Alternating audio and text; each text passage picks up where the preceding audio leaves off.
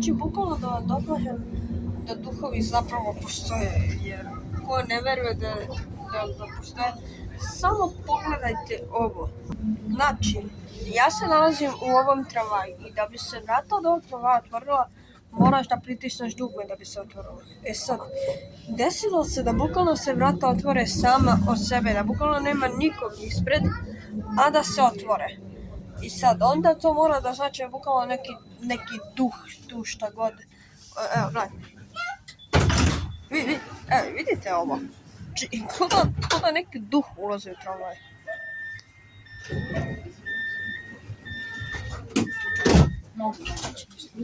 Znači, bukvalno kao da duh ulazi u tramvaj. Tako izgleda.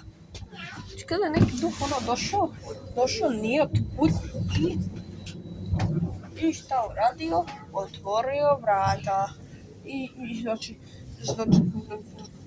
ljudi, ovo je bukvalno prestrašno. A bukvalno još što je bukvalno mrak napoju, to je samo još više.